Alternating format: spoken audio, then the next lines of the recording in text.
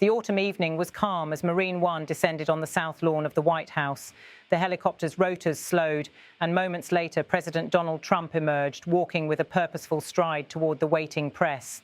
Cameras clicked in rapid bursts as he approached the rope line, ready to answer questions. This impromptu exchange came at a moment of intense global and domestic tension, hostage negotiations in the Middle East, reports of violence in Africa, an alleged attack in the Caribbean, and an ongoing US government shutdown. The first question focused on one of the most urgent issues, the hostages held by Hamas. A reporter's voice carried over the crowd, asking about the timeline for their release. Trump responded without hesitation. President Trump said, "Yeah, we're going to very quickly." He elaborated, showing a mix of guarded optimism and emphasis on international efforts. We had some very good meetings. The countries of the world, a lot of the countries surrounding Israel, frankly, Muslim, Arab, and many others have had great meetings with Hamas, and it looks like it's working. So we'll wait for a little while, see how it all turns out.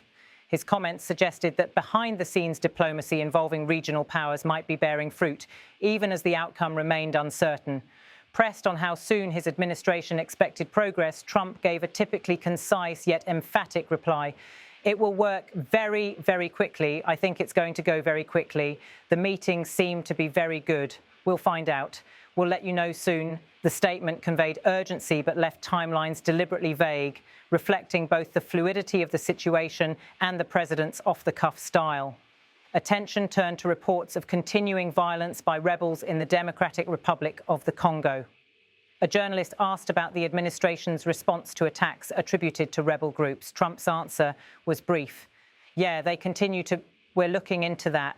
We've heard that the remark acknowledged the problem, but offered few details, underscoring the multiple global crises simultaneously competing for Washington's focus. Reporters next brought up the possibility of a ceasefire in the Middle East, an issue closely linked to the hostage negotiations. Trump's reply was measured. "We're going to look at that." Yeah, it was an acknowledgement that deliberations were ongoing without committing to a specific stance, a reminder of the careful balancing act required in such high-stakes diplomacy. A question followed about an alleged attack in the Caribbean the previous night. Reporters sought more details. This time, the president deferred. "My people will give you those details." By referring questions to his staff, Trump signaled either that he was awaiting a fuller briefing or that he wished to avoid speaking prematurely about an unfolding event. The exchange then pivoted to the political battle at home, the ongoing US government shutdown. A reporter asked if the administration planned to start firing federal employees as the shutdown dragged on.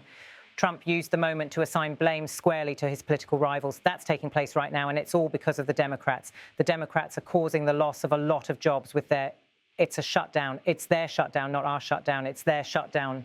The repetition underscored his effort to frame the crisis as the responsibility of the opposition party, a strategy aimed at influencing public perception during a period of economic and political disruption. As the questions tapered off, the president abruptly changed the mood by bringing up something far removed from geopolitical conflict, the Presidential Walk of Fame. Gesturing casually, he said, "I hope everybody likes what's the Presidential Walk of Fame." You know that. Have you seen it? It's beautiful, isn't it? Presidential Walk of Fame. The comment drew a few chuckles and broke the tension of the exchange, reflecting Trump's characteristic ability to switch from weighty matters to lighter, almost showman-like asides. Before turning to leave, Trump offered praise for the US Navy, which had held a ceremony earlier in the day that he had attended. He concluded with a note of congratulations. Again, congratulations to the Navy. "They did a great job today.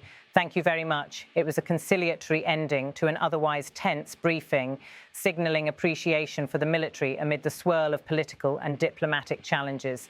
This brief yet wide-ranging press interaction underscored the breadth of issues facing the administration: efforts to free hostages in Gaza, questions over a possible ceasefire, concerns about violence in Africa, uncertainty over an incident in the Caribbean, and the political turmoil of a domestic shutdown. Trump's words, captured live and broadcast widely, offered glimpses of both his administration's priorities and his personal style, a mix of urgency, deflection, political messaging, and unplanned levity. His statement that "we're going to very quickly" on the hostage issue conveyed a sense of urgency without clear benchmarks. The remark that we had some very good meetings, it looks like it's working, pointed to ongoing diplomacy involving key regional players, Arab and Muslim nations, whose cooperation is crucial to resolving the crisis. The insistence that it's their shutdown, not our shutdown, revealed the administration's intent to shape the political narrative at home, even as global concerns demanded attention.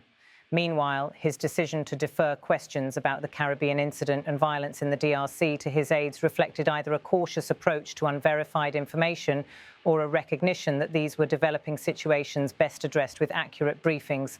For observers, the encounter was a microcosm of Trump's approach to public communication, direct, sometimes confrontational, occasionally unpredictable, and always attuned to the immediacy of the moment. His ability to pivot quickly, from discussing international hostages to domestic political disputes, from military praise to ceremonial comments, illustrated both the demands of modern presidential leadership and his unique way of responding to them.